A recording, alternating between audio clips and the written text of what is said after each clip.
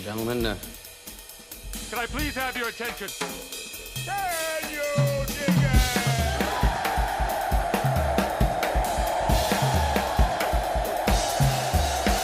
it? Greetings, dear listeners. This is Jonah Goldberg, host of the Remnant podcast, brought to you by the Dispatch and Dispatch Media.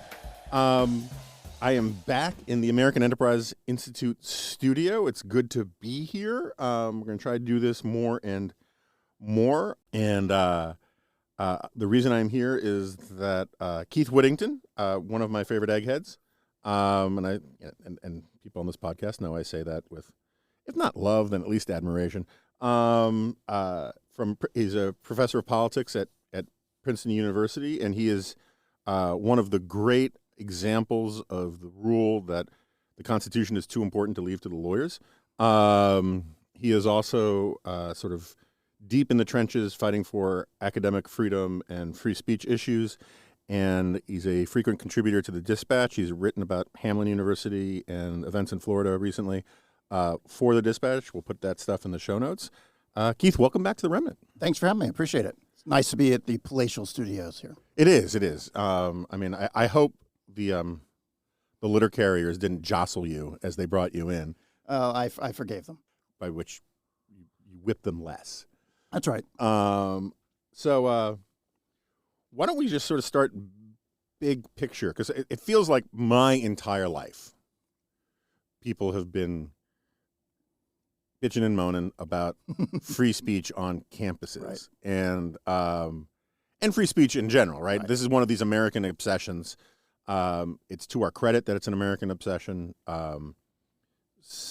Sometimes you need a little bit of sort of Jeffersonian paranoia about losing your fundamental freedoms to keep them. But are things different now? Better, worse, much worse? My God, sell your bonds worse? How do you judge it? So I think it's very fair to think that we've been complaining about this for a long time, worrying about these kinds of things for a long time. And so what's new? I think there's sometimes a temptation to try to look back and say there's some golden age at some point. Maybe sometime it was really great, and now it's really fallen off. I'm skeptical that there was ever a moment when we could look back and say, oh, yeah, things were really perfect then. But things do seem worse now than they were. For example, when I entered academia, which is now at this point about 25 years ago or so, there were lots of problems then, to be sure. There were problems when I was an undergraduate student. I was a student at the University of Texas, a relatively conservative campus, and yet nonetheless, I think me and my fellow conservatives thought there were certainly problems from a free speech perspective for us on that campus at that time in the middle of the 80s. And so, it seemed like that. So if you were going to find a golden age, you would have for conservative speech on campus, you would have thought that was it. But I think things are noticeably worse. And part of what makes them particularly troubling at the moment is that threats are coming from so many different directions, that both the left and the right on campus have things they can point to that are quite serious and disconcerting. There's increasing hostility, even to very basic free speech values on both the left and the right, that I think is quite disturbing.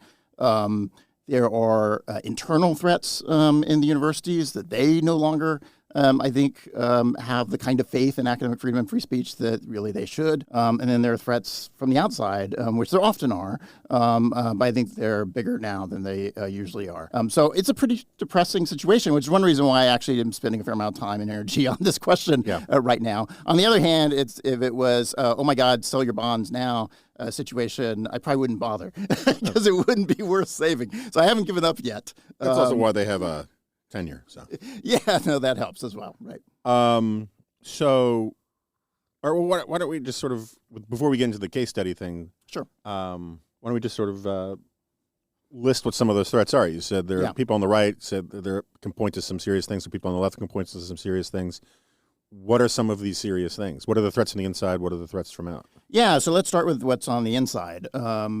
So one thing that is strikingly different now than, for example, some of the free speech battles of the 1990s, where we were very worried about political correctness at the time, and there were speech codes being developed on university campuses and the like. Part of what was true about that effort was it was sort of top-down. led often by administrators, sometimes by faculty.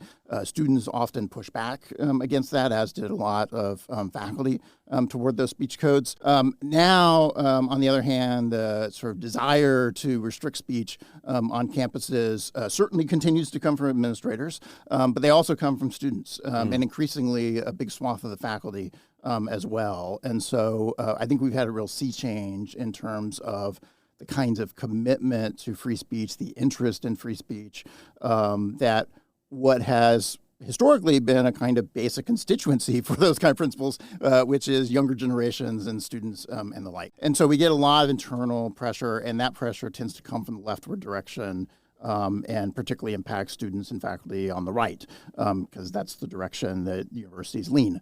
The outside pressure, on the other hand, often comes from the right and puts pressure on those who are on campus from the left. Some of that lately has been politicians in particular. That's true in Florida. It's true in lots of other places. It also comes from sort of, might think of as sort of conservative activist class more broadly. For quite a long time, there has been a significant infrastructure on the right to sort of monitor what's happening on campuses, call attention to stupid things that are happening on campuses oftentimes, and then harass faculty and universities as a consequence of that. I think that's become bigger and bolder than it used to be. Social media has helped influence that. Fox News, frankly, is contributing to that. And that not only leads to sort of personal harassment of academics, which certainly occurs, but also real pressure on universities to fire people, for example, if they're getting a lot of public attention in that way. I'm going to do a little devil's advocacy here. I'm pro free speech, right? I am.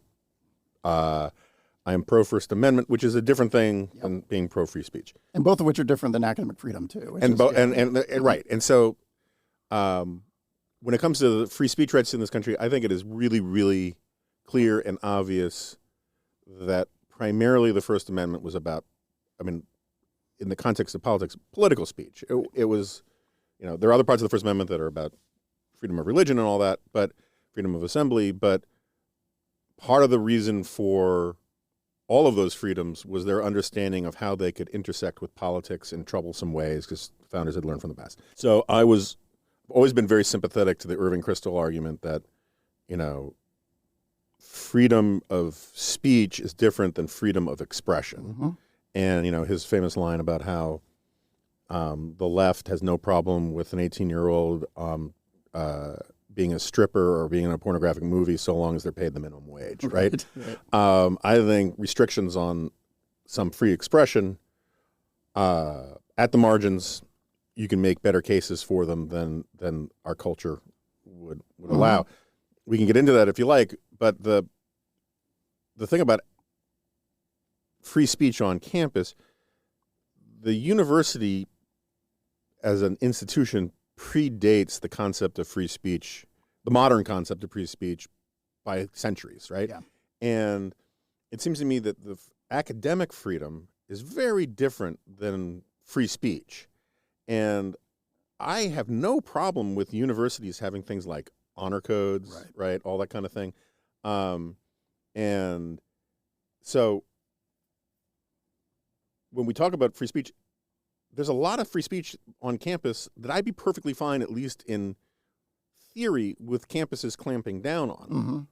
What offends me is when academics and scholars and professors and students cannot participate in the free inquiry of scholarship and education, which is different than some jackasses on the quad being naked saying no blood for oil, right? That's a different thing. Yeah. And it seems to me that part of the problem with higher education for the last 40 years or 50 years, it's basically a product of the baby boomers screwed up so much in this country, is this idea that an essential part of education is being a protest. Like that is the right of, like you didn't really have a true college experience if you didn't go around waving a sign or throwing monkey poo at somebody. And I think that's nonsense, right? So how do you, are these distinctions all angels on a head of the pin at this point? And that I'm might as well be screaming about how in season 3 of Star Trek they had Romulans doing things Romulans would never do because it has no relevance to any of these debates anymore? No, I think that those are actually important distinctions. In some ways, I think we're back to arguing about some of those distinctions from a different direction than the original arguments, but I think some of those issues are back on the table. So there's a lot to unpack there, and we can circle back to some of them if you want. I should just sort of you have free reign to circle, sure. or write in a straight line, circle back. So I just want to put a pin. Serpentine. I just want to put a pin in the initial starting point of thinking about the First Amendment and sort of expression versus speech within that context. So one of my hobby horses is originalism, and certainly I think from an originalist perspective, there's lots of very strong arguments that the First Amendment's much more limited than how the court interprets it now, and we can think about sort of where the right boundaries are. I've got some views about that, but it's potentially, which are relevant to some of the university context because there are sort of interesting questions about to what degree does the First Amendment apply to state universities, for example. And from an originalist perspective, that's complicated for sure. But even from a doctrinal perspective, given what the court said primarily in the mid-20th century, there's some real complications about how to think about how does that play out in practice right now. But set aside the First Amendment and set aside the specific context of state universities and just think about sort of what kinds of free speech rules and academic freedom rules should we want on a university campus, given what universities are trying to do. Early, as you said, universities sort of vastly predate not only the United States, but the First Amendment, sort of these kind of notions about free speech. And moreover, the mission of the university is pretty restrictive relative to thinking about free inquiry in general for a long time. Sure. Right? And so until you get to the late 19th century in the United States, the view really about how universities ought to operate is we've got this repository of accepted truth and knowledge, and the job of professors is to convey that accurately and faithfully to the new generation so they aren't little barbarians and they will grow up to be good believers in the true things. And if that sounds good so far, yeah, it sounds good so far, right? And so if that's your understanding about how knowledge has developed and what universities are for, there's not a lot of space there for free inquiry and free speech in general, right? You certainly don't need the students speaking very freely, but you really don't even need the faculty doing that very much either, right? They shouldn't really be questioning the inherited verities, particularly. And part of what changes in the late 19th century is an increasing view that. In part because of the natural sciences, and those are being integrated into universities, it's possible to expand knowledge. It's possible to operate on the frontiers of knowledge. And if you're going to do that, then you have to ask controversial questions and be open to potentially controversial answers that people aren't going to like. And universities ought to not simply be about conveying to the new generation what the old generation already knows, but instead increasingly also ought to be about pushing the boundaries of knowledge forward. And if that's your vision of what universities ought to be doing, you need a lot more space for free inquiry. You need a lot more space for coming up with potentially wrong-headed but controversial opinions and the like. And universities really fundamentally restructured in the United States across almost all institutions, although not all, in order to make that central to their understanding of the mission. And if once you buy into that notion of what universities are about, it comes with it then the need for certain kinds of academic freedom protections to allow faculty to ask those controversial questions without fear of reprisal from alumni or parents or donors or whatever who might not like the answers. The free speech for students, I think, really comes much later. It's really a 1960s innovation, right? And so because even if that's your notion about what universities ought to be doing, it's all be about asking hard questions and expanding the range of knowledge. The students aren't in any position to do that, so there's no real reason to tolerate them having a lot of free speech, even if you think faculty ought to have a pretty wide range. We should also note that the free speech movement, which begins at Berkeley, there are very few late 20th century quote-unquote movement myths greater than the idea that somehow these were for these people, the free speech movement was actually really for free speech. So that's a very complicated thing. People should read Nat Glaser and commentary about it. We don't need to go down that rabbit hole. It's one of my peeves. I just feel like, but one of the good things about the myth is that people began to believe that that's actually what they cared about. And so you did get this generation of sort of baby boomer, and some early Gen X types who actually thought that the free speech movement was about free speech and that free speech is good. Yeah, no, certainly a very mixed bag among those who were advocating for free speech at the time, and a fair amount of hypocrisy and instrumentalism at that level, right? That they don't, certainly there's a lot of new left elements that, in fact, very much do not believe in free speech, Right. But they're sort of wrapped up in the same movement that's giving you the free speech movement as such. And that's a long story, I think, in free speech movements, right? You have people who are not necessarily very sincere in their own commitments on free speech, and yet they realize that they would like to speak freely, and so they start making these larger arguments about the importance of it in these particular contexts. There are many analogs in the world of free trade. Yeah, no, exactly, right? So it comes up in lots of different contexts, and it comes up in the free speech context across the board. It comes up in specifically, I think, in this university context per se. And so the origins and the commitments of some of the people advocating on behalf of free speech are often not very good or not very robust, but nonetheless they're useful for expanding free speech more generally. Might say that about some conservatives these days about their views about free speech too. They often talk a good game about it, but once you scratch below the surface very much, you find not a lot of deep commitment. Right. And you find that on both the left and the right. There's nothing unique, I think, about the right in this regard. But in any case, so sort of post-1960s, you get a much more robust vision about students having free speech on campus as well. And that comes with all kinds of things. It means, for example, students having a lot more authority to invite people to campus to give speeches, for example, that the faculty don't sign off on, the faculty don't necessarily want on campus, but students get the freedom to bring that. The students have freedom to create little clubs to talk about stuff they want to talk about and all that kind of thing. And so a lot of what we think about student life and a lot of the sort of classic campus free speech kind of debates that we see and issues and controversies that arise in general, in some ways rest on these sort of 1960s foundations about allowing students to have those speech rights. And you can imagine totally rethinking that, right? Instead, you imagine, that's actually a terrible idea. We shouldn't give students that much freedom. We ought to be much more restrictive. They all listen to elders much more and only invite the kind of people I think as a professor they ought to invite. That gives you a very different looking university. I don't think it threatens the fundamental attributes and purpose of a university per se if we seriously rethought some of that. But we shouldn't kid ourselves about how much rethinking it would require about sort of the nature of universities that we've been used to for the last half century or so. Couple points. One thing, the point about natural sciences is a good one, and it kind of reminds me. There's some great stuff on the evolution of science, right? So, I'm going to screw up dates, but science and religion were once one unified whole, right? Science, religion, and to a certain extent, superstition and magic were all kind of knotted together. And then over time, you get the separation of, there's no reason why in the 14th century you wouldn't think alchemy and science were the same thing, right? Right. And so over time, you have science stripped out. You have magic that's stripped out of science. Then you have superstition that's stripped out of science. And then it gets really controversial when you start to strip out religion from science, right? And the conflict between science and religion was a big deal in the time. And you could see why universities needed to have this safe space, as it were, to test those dogmatic boundaries. So it's kind of interesting today when you think about it. No one thinks there's any serious social upheaval or controversy involved in, say, figuring out the origins of the universe, right? You can question heliocentrism if you want, or the Copernican, whatever. No one cares, right? Right.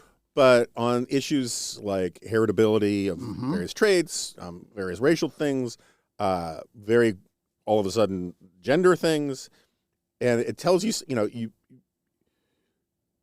you learn a lot about what's going on in the society by what certain elites decide out of the taboo subjects. Right. And in Galileo's time, the taboos were the nature of the solar system and the stars and all that. And today, the taboo subjects are the things that touch on identity politics. Right. So let's circle back this Hamlin University thing. Right. And it's pronounced Hamlin. Yes. David French, who recently quasi-departed David French, got into trouble for pronouncing it Hamline, which is how it's spelled. It's how it's spelled. So if you're trying to look it up, it's spelled Hemline, but I'm told that it's pronounced Hamlin. And David has a grave, even worse problem with pronunciation of things than I do. Every time he calls a GIF a GIF, an angel loses its wings.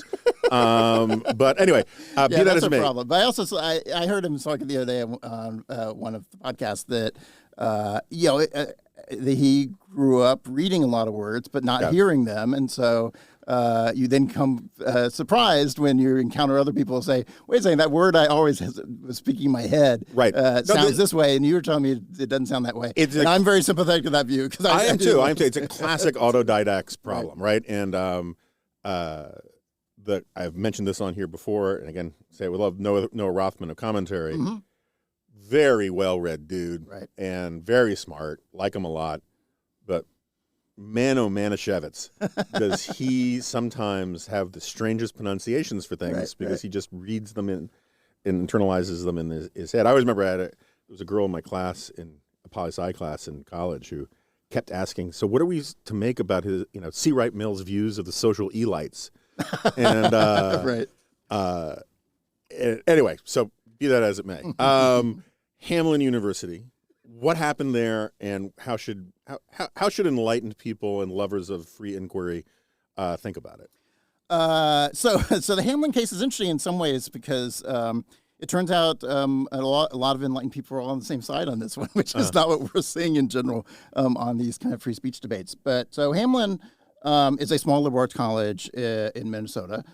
They had an instructor who was teaching a class in global art history, who included in the class a set of paintings by medieval Persian artists that depicted the Prophet Muhammad uncovered, showing his face. So these are well-known paintings, certainly taught many places, certainly a crucial part of global art history, not least of which because it also emphasizes the complexity of the Islamic tradition and art and its representations of Muhammad generally, and complicates our sort of current version of that story, which becomes relevant to what happens. Interestingly, the instructor in this case gave a big trigger warning before she showed the paintings or tried to contextualize it and set it up. And said, I'm about to show you these paintings. It was an online class at the time, and so it was all remote. So she also gave them sort of the opportunity to say, you can turn off your cameras now. I'm about to show the paintings if you don't want to see them, et cetera. So in some ways, you would have thought she did everything right relative to sort of all the modern norms about what you expect on these things. And then she showed the paintings, and some of the students freaked out. Among the students in the class turns out to have been president of the Student Muslim Society there on campus. That student then complained to the university that she was exposing to students something that was against that student's religion, as that student understood it. The university quickly went into action, as universities often do in these kind of cases, by backing the students who were offended, and in this case by publicly denouncing the instructor, by they'd already given her, she was a contingent adjunct faculty, so she was working on a semester-by-semester basis. They'd already offered her a contract for the next semester to teach, but they now withdrew that offer and effectively fired her going forward, although they did not remove her in the middle of the semester, which sometimes happens, but they did not in this particular case.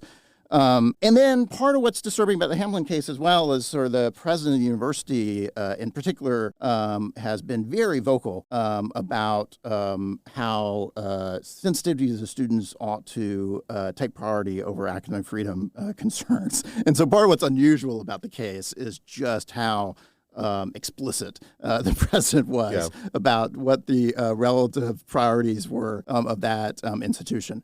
This got a lot of public attention. Eventually, it came to light more publicly, and as it started making the circuit more generally, a lot of people sort of from across the political spectrum, a lot of academics started weighing in, saying the university was very misguided in this. And so part of what's unusual about this situation, it's not just the sort of academic freedom groups like FIRE or the group that I'm involved with, the Academic Freedom Alliance, weighing in, but you also sort of a lot more normal academics who said this is terrible. And the university president is sort of backtracking some on this at this point. The board of trustees at Hamline has weighed in, and just the other day, the faculty at Hamline took a vote of no confidence and overwhelmingly said they no longer have confidence in the president of the institution. So it's been an interesting case, in part because it's gotten so much attention. Part of what's interesting about it, I think, is not how it initially played out, because that's actually not that uncommon, I don't think, in modern universities. What's striking about the case in some ways was just how explicit the president was about what she was doing, and how people reacted to it. Yeah. No, we'll see how things turn out for this specific professor, but it sounds like a positive case study to a certain extent. It is, and interesting question is how do you replicate that in other contexts? And so part of what I'm sort of intrigued by with this case is why did so many academics from across the board wind up pretty quickly agreeing that this was a mistake, that the instructor had done nothing wrong in this case. Because often that's not true, right? You often, these days, you're getting much more division among academics about these things. If students claim they're offended by something that happened in class, you often see a lot of professors say, oh, yeah, sure, and really terrible things ought to happen to the instructor in that situation. And you didn't see that kind of division occur in this context, despite the fact that the university sort of initially pitched it in sort of the traditional woke kind of terms of students shouldn't be offended. It's their vice president for inclusive excellence who was leading the charge in defending the student in this case. They were accusing the instructor of Islamophobia. So all the sort of little buzzwords that often sort of say this is just a traditional case within sort of modern progressive orthodoxy of how universities operate. And yet the way it's played out publicly does not look like that. And so the really optimistic version was maybe we've turned a corner on some of this stuff. I suspect it's a little more idiosyncratic, and so I'm not so optimistic. I think we've turned a corner necessarily, but it is striking that there's been this kind of a fairly broad consensus in how people reacted. So let's move to leave Minnesota for warmer climes and go to Florida. Generally, my preference. A lot of stuff happening down there. A lot of stuff. How should a right-of-center lover of liberty and Western civilization think about what Ron DeSantis is doing on these issues? Yeah, I think it's been a pretty mixed bag, and makes me nervous about how he's responding to some of these things. I am very sympathetic to some of the rhetoric that he proposes, certainly some of what politically motivates this, and thinking there's a lot wrong on what's happening on university campuses in general. There's not very much ideological diversity on campuses. There's often a kind of left-wing orthodoxy that has all kinds of consequences that are pretty problematic for the scholarly and academic mission of universities. And to some degree, I think state politicians, relative state universities, have some genuine and reasonable interest in that kind of problem on university campuses. But it's a very delicate issue about, even if you think that's a genuine problem, not everyone does, what's the right kind of response to it? And so in Florida, I think the response has often been kind of ham-handed and not very helpful. Although there are certainly some things lately in particular that I think require a little more wait and see how it plays out before we light our hair on fire quite yet. So one of the things they did was pass the Stop Woke Act, which extended some of these policies that had initially been applied to sort of K through 12 education and employment training context of saying that you cannot promote or compel belief in a set of divisive concepts, to borrow the language that originally was in a Trump executive order that's now been incorporated into these things. These are sometimes framed as sort of anti-critical race theory bills more generally. That's now been enjoined by a federal district court as violating the First Amendment. And I do think that the way that statute was written is deeply problematic for how academic freedom works, because it's sort of a direct legislative intervention into, in this case, primarily classroom teaching and what kinds of ideas can be presented. I think that really ought to be out of bounds. And in that sense, it's also sort of really one of the most dramatic things that's happened in the last 100 years in terms of how aggressive legislatures have been in trying to intervene in university classroom teaching. Some of the stuff that's getting a lot of attention more recently, on the other hand, I think is more complicated. So DeSantis just announced a set of new trustees to be appointed to a small liberal arts college in Florida. Unusually, this is a state university. Not a lot of liberal arts colleges in state university systems. I gather this was originally a private college that was integrated into the state system at some point.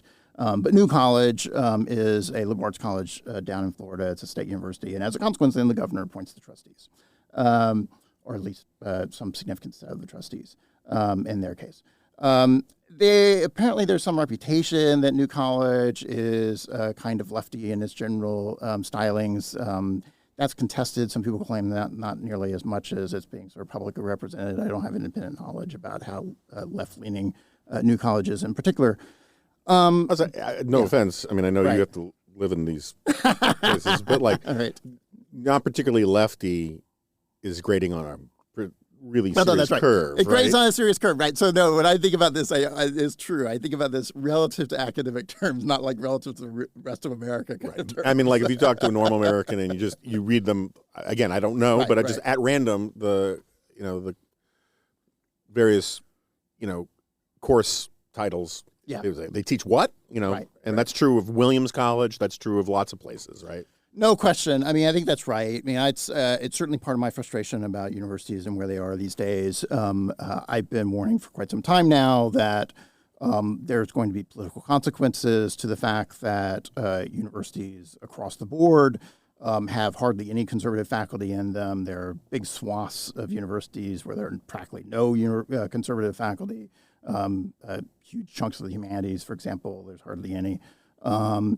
That's not great from an academic perspective and how we ought to be just thinking internally with our own values about how they work, but it's just setting us up for political reprisal down the road because that's going to have some consequences, and especially at state universities, it's going to have some consequences. And so totally grading on a scale here, it's totally a question of not relative to sort of normal America, how left-leaning is New College, but relative to academia, how left-leaning is New College. There's some people who say it's like Evergreen State, which is sort of this particular sort of nightmare scenario that played out a few years ago. And I gather it's nothing like that. It's much more like most liberal arts colleges in this regard, which is to say very left-leaning, but not totally crazy. Menshevik, not Bolshevik. Yeah, exactly, right. So anyway, so they appointed board trustees, and part of which is totally within the authority of the governor to do.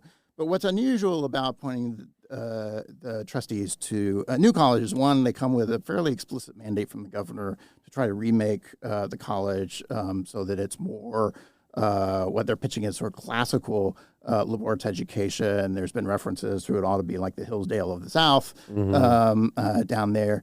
And so it's interesting that they have this sort of explicit mandate from the governor. You're supposed to go in and shake the place up and change it, which is unusual as governors appoint trustees. Also difficult for two trustees to do, right? He appointed two. How many? Well, in this case, it's like a slate of like 6, so it's a significant number. Maybe I've only heard of 2. One's Chris Rufo. Well, some are very and one's Charles Kessler, right? Yes, but also Mark Berline, who is a emeritus professor of English literature.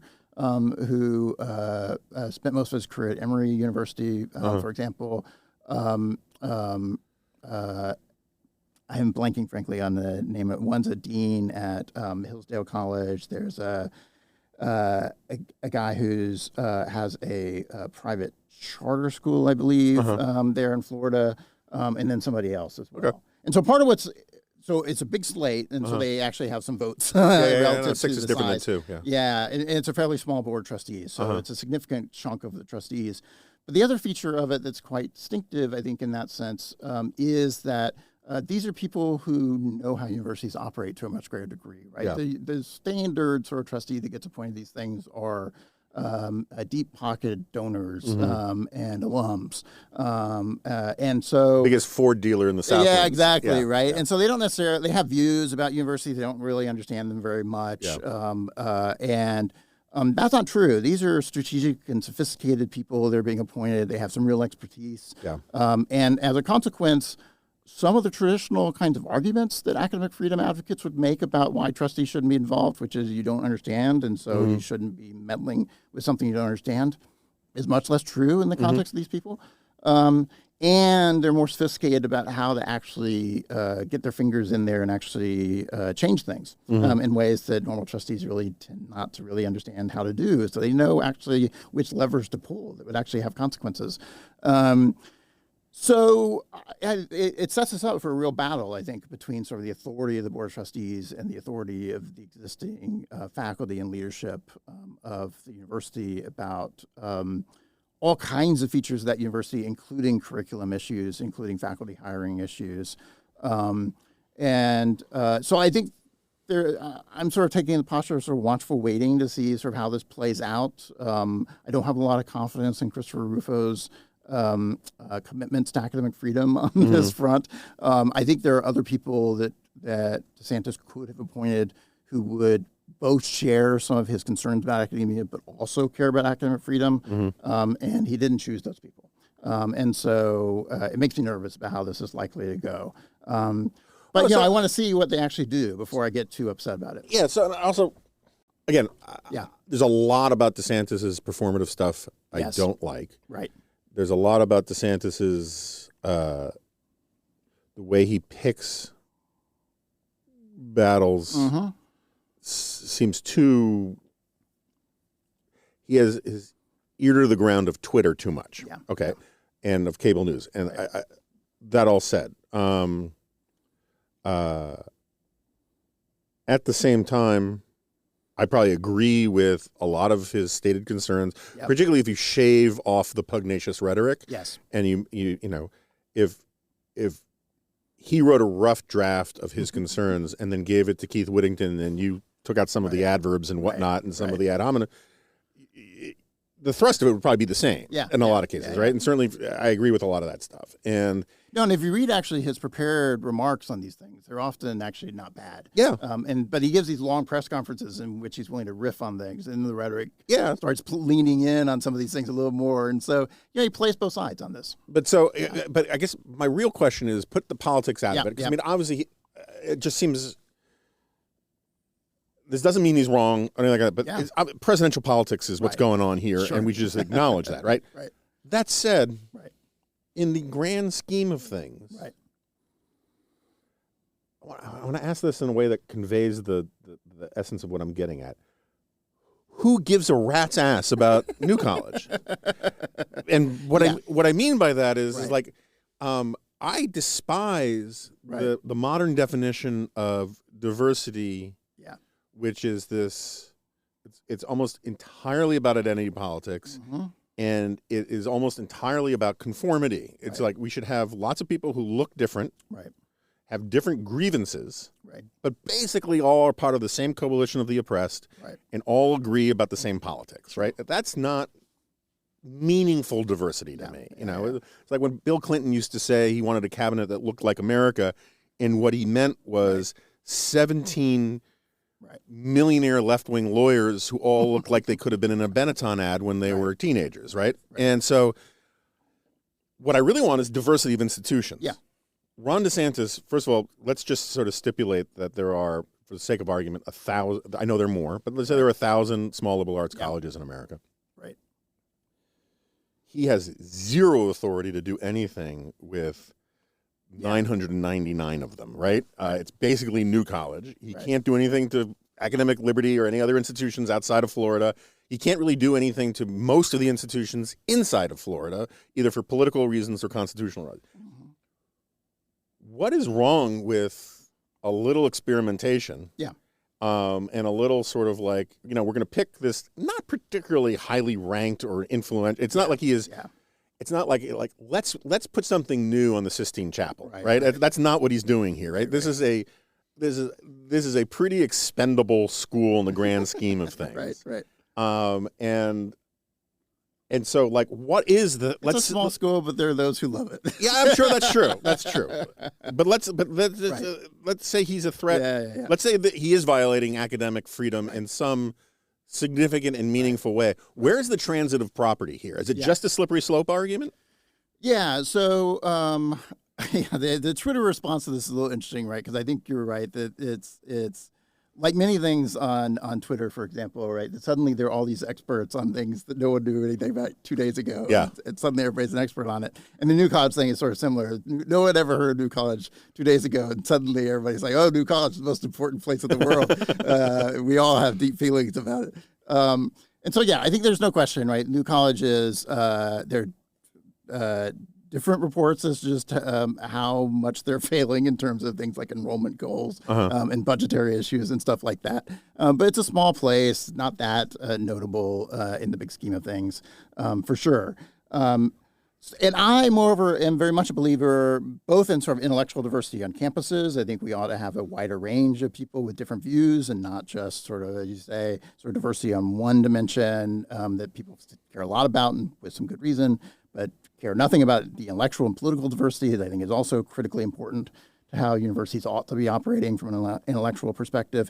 And I'm also a pluralist about institutions. And so I'm perfectly happy to have lots of different kinds of institutions in the higher education space with very different conceptions of their own mission. I certainly prefer something with very robust protections for academic freedom, for example, but perfectly okay with me if you want to go to an institution that does not have robust academic freedom commitments, if everybody knows what they're getting into when they go, then consenting adults can do what they want. But I just want to squeeze on this a little bit, just because it's not like I don't know a lot about the service academies, West Point, Naval Academy, whatever. Right. I suspect that there's a good deal of academic freedom.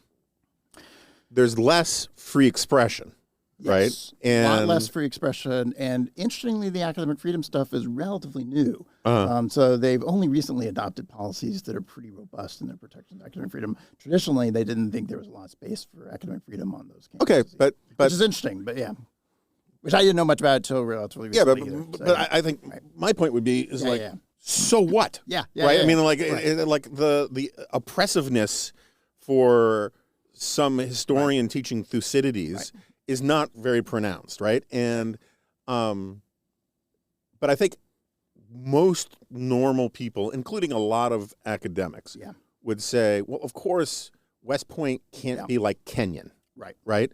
And I think you need some minimal conceptions. I'm not even sure you need minimal conceptions of academic freedom so long as whatever rules you have are clear and explicit going in, both to the students, the parents of the students, the trustees, the professors. Everybody knows we do things differently here, right? And so pluralism of institutions only works if you have different kinds of institutions that are sticky. And they can only be sticky if they have different rules.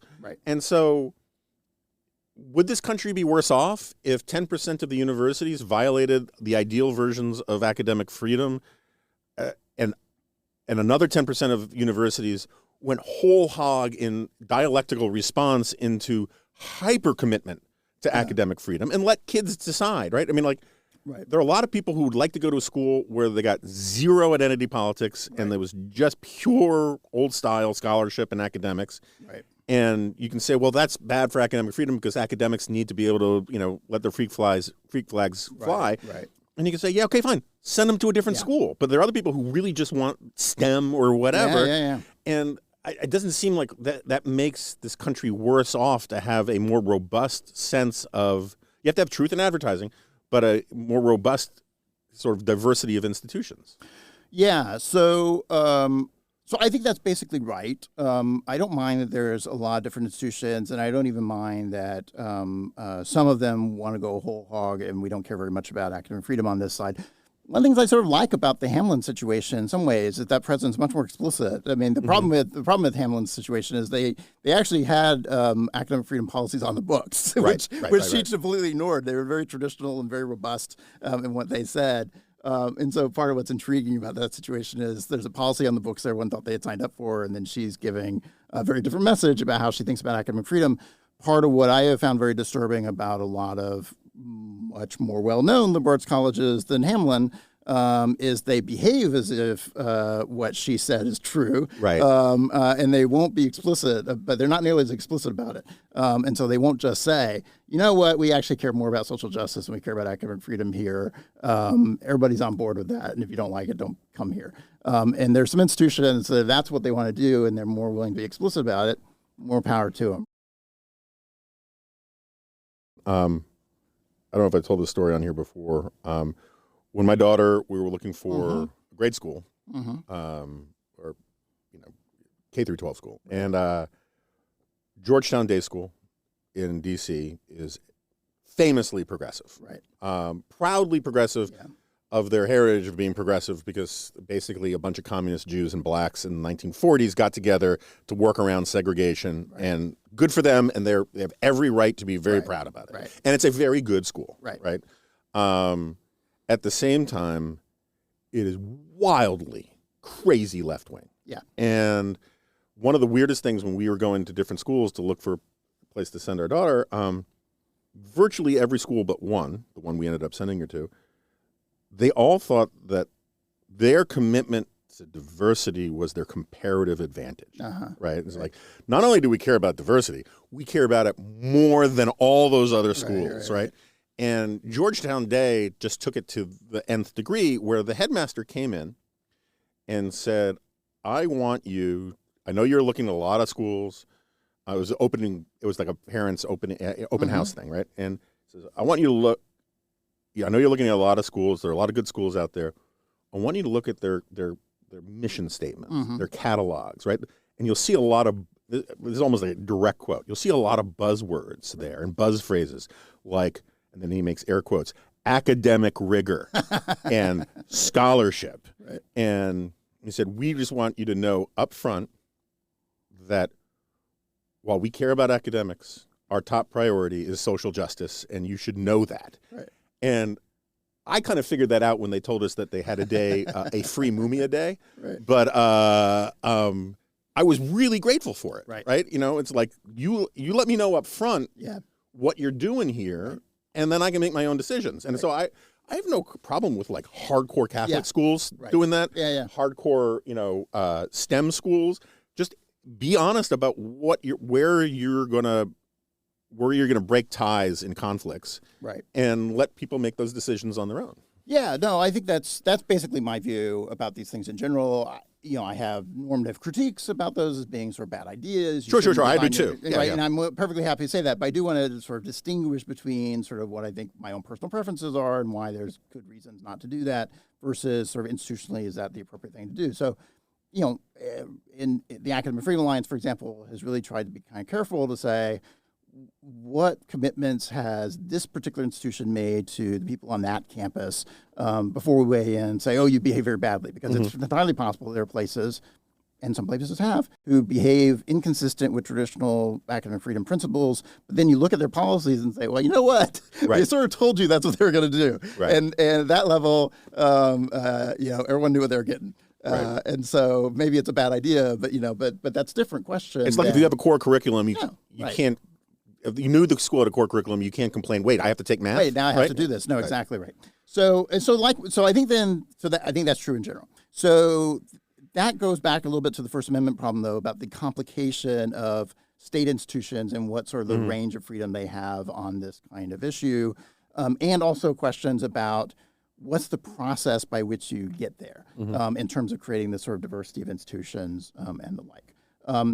And the First Amendment stuff, I think, is not all clear. It's actually very complicated to figure out exactly what kind of political interventions are reasonable on individual campuses. So to take a sort of much less controversial kind of question than this kind of social justice diversity kind of stuff, for example. Just imagine, for example, the state legislature wants to say, we really want one law school associated with this institution, and we want this other institution to really specialize in natural sciences and engineering, and we're going to prioritize that and how we structure these things.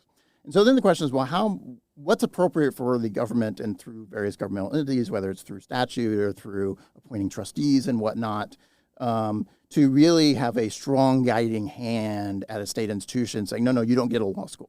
Because we got one over here, and that's what we're going to do. And we're not going to build up your humanities because you're a natural science place, and that's where we want the resources and whatnot. And you can imagine that's potentially part of what's going on at New College at that level. Similar kind of decisions on more politically controversial things, but nonetheless sort of similar kind of decisions about what's the priority here and how we're going to do it. So there's some process questions, I think, about what that ought to look like. How much faculty involvement should there be in sort of making some of those decisions and the like? What do you do about current faculty? So there's been some very loose talk among some of the newly appointed trustees, for example, about firing faculty, about going in and sort of giving them the curriculum from on high. This is what you're going to be teaching from here on out, kind of things. I think creates a really slippery slope in terms of sort of the relationship between trustees and universities. I think that's bad. You can't make professors teach things they don't believe. And you can't just go in and fire all the existing faculty and say, we don't like what you are doing. We're going to bring in a whole new set. On the other hand, if the new trustees come in and say, you know what, you have not been giving enough attention to this, and the state has decided we want to be giving more attention to the classics, for example, and we're going to sort of create some initiatives and programs and hire some faculty to do that kind of thing, I think that's perfectly fine and appropriate. Which is why I say sort of taking sort of a watchful attitude about what happens at New College. So do they do this in the sense of we're going to build up some stuff that emphasizes things we like more, or we're going to burn it all down in order to sweep the place clean, and then we're going to build on top of that. There have been other places that are in other sort of initiatives, nothing I think in some ways as bold as New College, in part because New College is relatively small, so you can imagine doing some things. But, so for example, at Arizona, there's a new I forget what they call it, whether it's school or college or something. Yeah, there's one in both at Arizona State and the University of Arizona. Yeah, exactly, right? So it's sort of a design to sort of civics education and sort of leadership kind of statesmanship kind of stuff. Has sort of a conservative flavor to it. It's hired faculty, has a curriculum, all that kind of stuff. Right? I spoke at one of them. It was very impressive. No, they're good. I know a lot of people there. They're great people. They do good, very interesting things there. And part of I like about that model, though, is it's sort of adding to what exists on the campus more generally, right? So the state government says, look, we want more of this kind of thing, and we're going to add some stuff to the existing university in order to do more of that. Perfectly fine model, perfectly reasonable way of approaching it, I think, in general. And so if that's what happens at New College, then I'm fully on board. And if instead it becomes, we're going to sow the place with salt and do something else, then it's going to be a different story. And so I think people have set their hair on fire maybe a little too early. I understand why they have on some of this front, but it does depend on how they proceed. I think it's just how troubling we ought to think this actually is. Do you have an opinion about this AP advanced placement fight going on in Florida? I don't have a strong opinion about it, in part because I don't know enough about the details of the curriculum being proposed. In principle, I think so again, as the Twitter fight plays out and sort of the public fighting plays out on this, there is sort of this sort of weird sort of set of extremes I think have been carved out in some sense, as if state governments ought to do nothing to evaluate whether they like what advanced placement people are putting in place. Right? So we've completely outsourced our educational goals to some private entity that's going to design AP classes. Perfectly appropriate for state governments to say, no, it's our governments, it's our schools.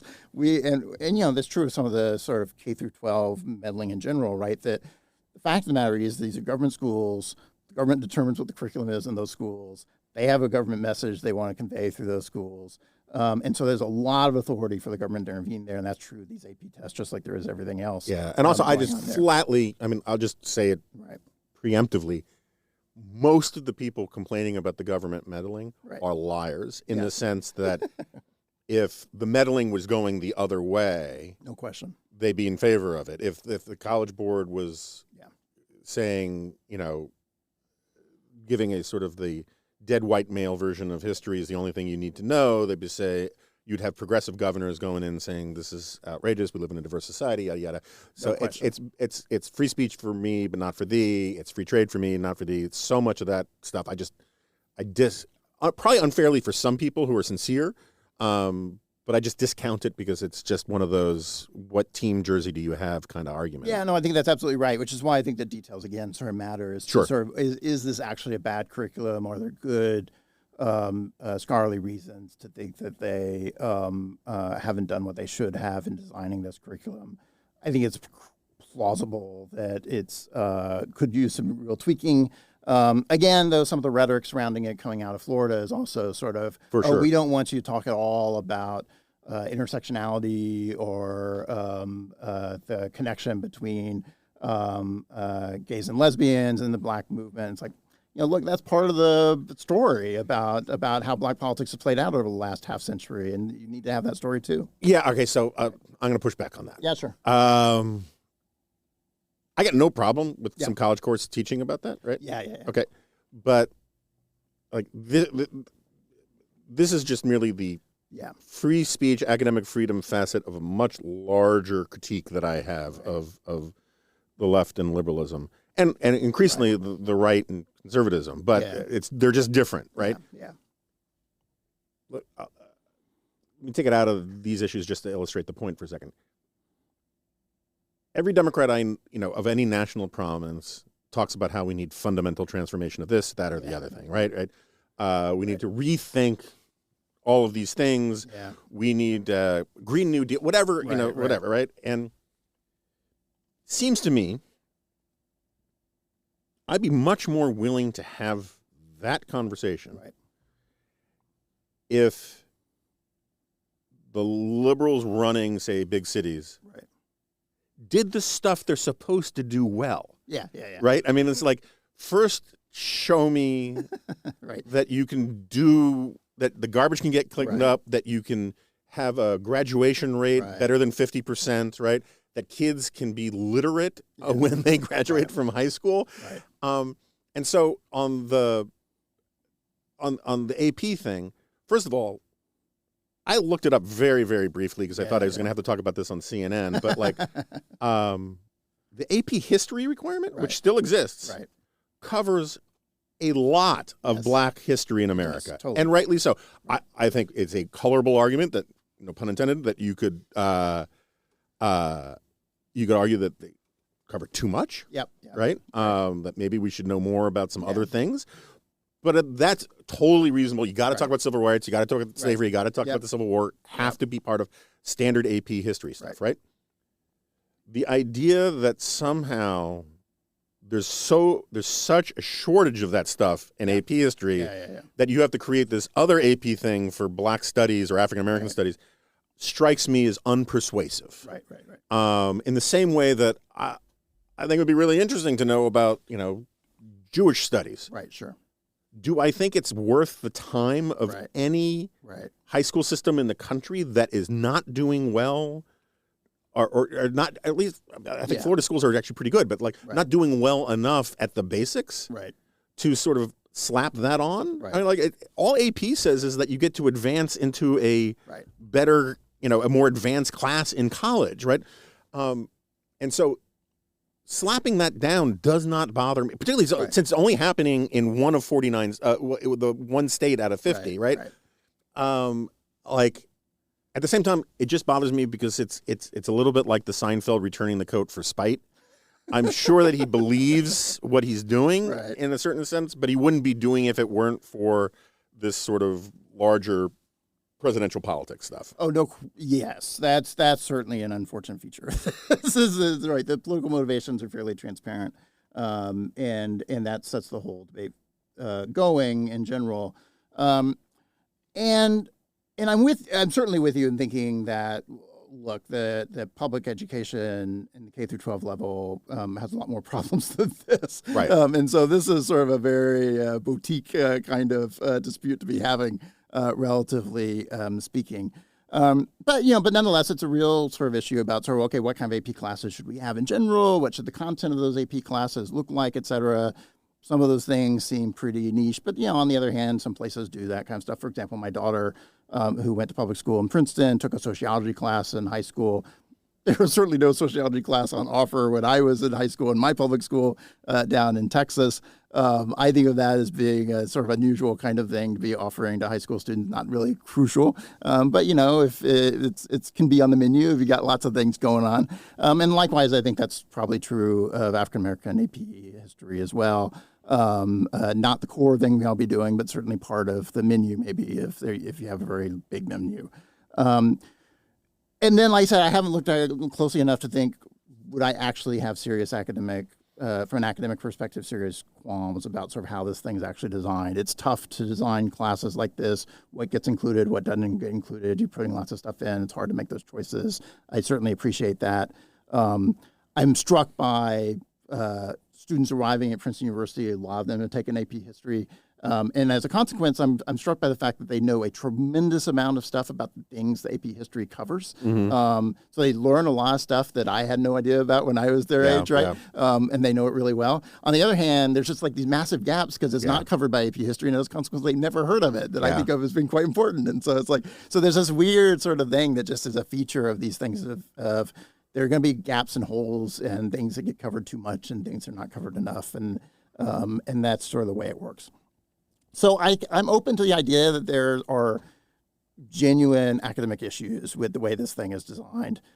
I haven't seen enough in the political debate that suggests that that's a real issue or a very serious issue.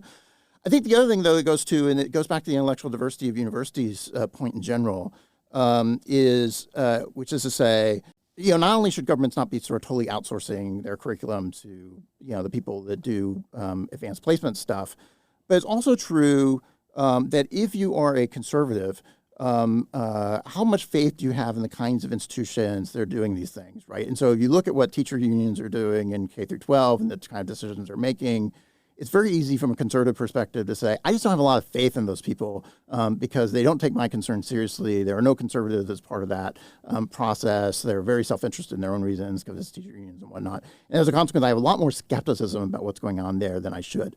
And unfortunately, right, that's true of now public health. We think that's true. It's true of universities, right? And it's, I think, true in this context of AP design as well, right? And so if AP could very credibly say, no, we're hearing from experts from the right and left and building these curriculum, and so you ought to have a lot of faith in what we're doing because we're actually genuinely going into it with a broad perspective to get a diversity of views, right? You'd have a lot more credibility and you wouldn't have these kinds of concerns. But instead, I think at this point, partially conservatives, I think, are just predisposed to thinking they're shut out of a lot of these kinds of things. And as a consequence, they ought to be highly skeptical of everything that comes out of them.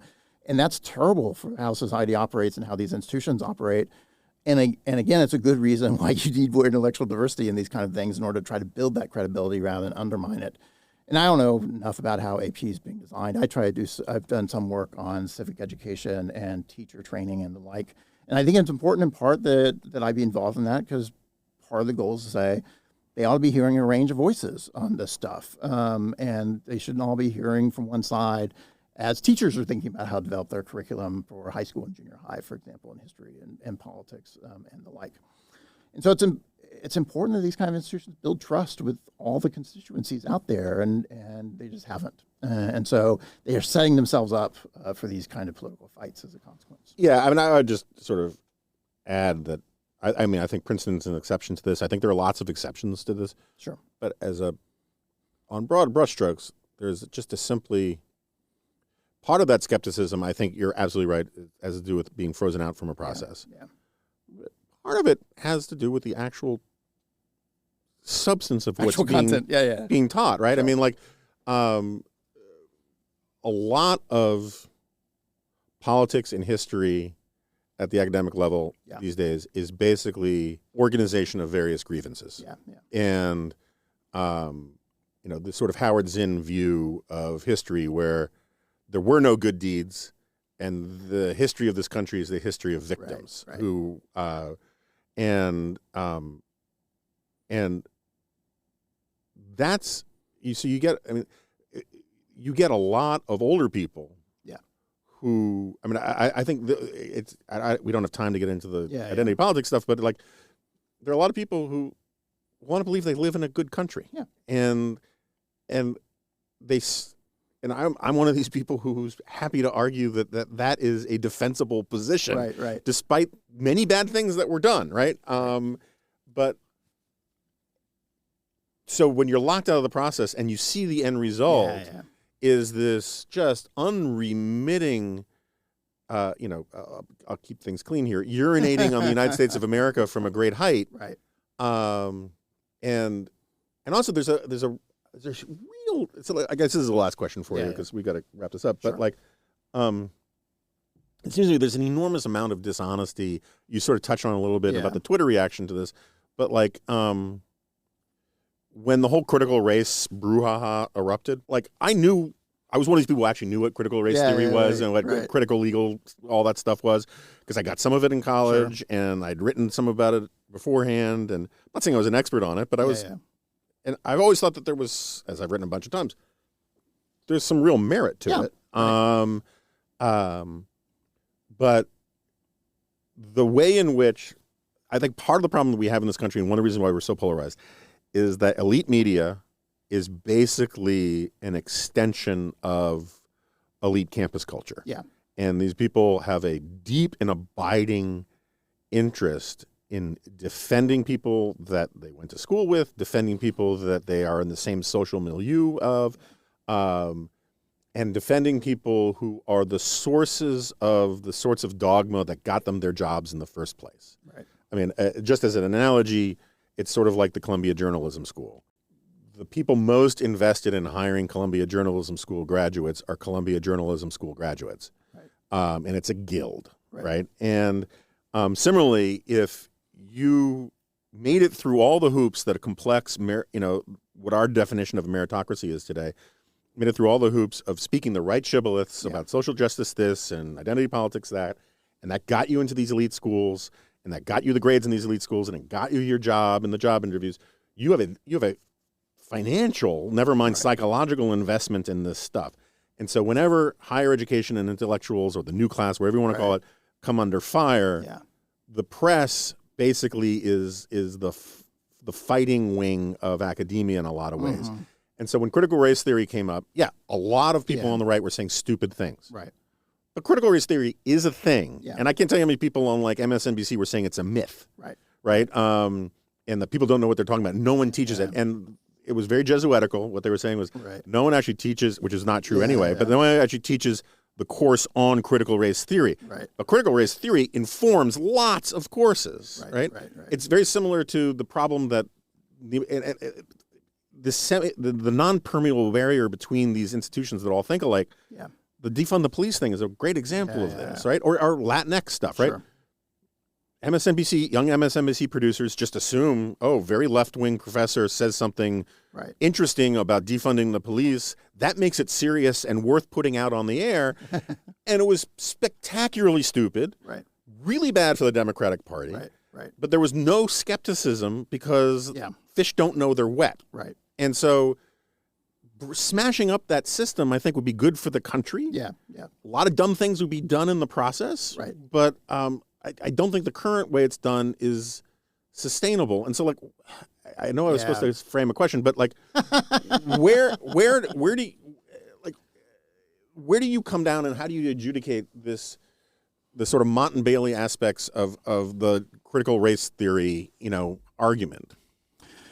Yeah, I think in that specific context, I think you described it exactly correctly. That there's a lot of Mott and Bailey aspect to how that argument played out, which was very frustrating to watch, because I think there are serious issues there that we actually should be able to take more seriously. And so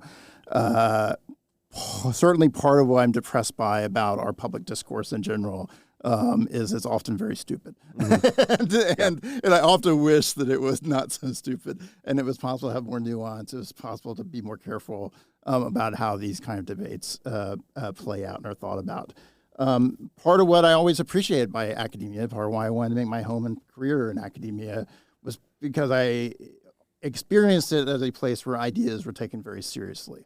And it was possible to have nuance. It was possible to think those things through. Part of what I'm distressed about at the moment with academia is it seems less true than it once was. And I worry very much that if we continue on this trajectory in 20 years' time, academia is going to be no better than our sort of political discourse more generally on these things. We're not going to take ideas very seriously. We're not going to be able to grapple with the substance of these questions. We aren't going to be open to genuine criticism when things are problematic and there are genuine concerns to be raised about some of these issues.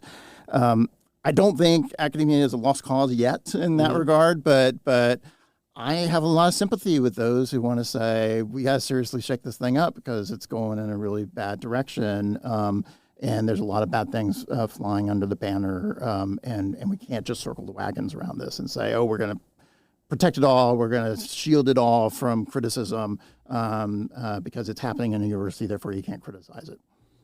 There's lots of things happening in universities that ought to be criticized, and because they're substantively mistaken. And so I'm in this weird sort of balancing act of trying to say, on the one hand, I want to take those criticisms seriously, and I sometimes want to engage in those criticisms. On the other hand, I also think it's critically important that we don't throw the baby out with the bathwater at the end of the day, and we are able to preserve free inquiry on these campuses as well. And it's hard to engage in the kind of serious reform and challenge that a lot of people think universities need without potentially damaging that element of universities. So I worry that these are very fragile institutions, and there are pressures on both the left and the right that I think can really screw them up in the long term. I'm not terribly optimistic that we're going to be able to navigate through this and preserve those institutions in a way that I would hope that they get preserved. But I'm trying to help, and it is in part, I think, a balancing act of how do you think, okay, what kind of reforms are necessary, what kind of substantive critiques are necessary, but also what are the important values underneath that you want to try to preserve in the process. And part of what I worry about in places like Florida, for example, now is there's a lot of emphasis on the first aspect of that, not enough concern about the second aspect of that. All right, so sell some of your bonds. Yeah, exactly. Keith Whittington of Princeton, and I forgot to mention earlier, the Hoover Institution, and the head of the Academic Freedom Alliance. Great to have you back on. We'll have you on again because there are more of these arguments to be had. So thank you. Okay, so Keith Whittington has left the studio, and always good to talk to him. And I'm sure I'm going to get some snarky feedback from one direction or another for today's podcast, and so be it. Such is the life I have chosen. And again, it's not really farewell. I mean, David's going to keep doing advisory opinions. He'll do some of the Dispatch Lives. We'll have him back on the Remnant at some point.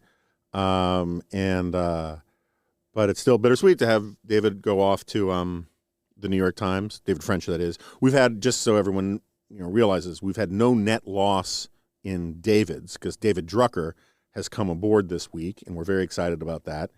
And he's a really important and valued addition. A, because he's just great, but B, because we've always said that we really want to emphasize reporting, and that is what David does. So welcome aboard to David Drucker. I will not start wearing pocket squares, just in case you were worried. And other than that, thanks for listening, and I will see you next time. No, you won't. This is a podcast.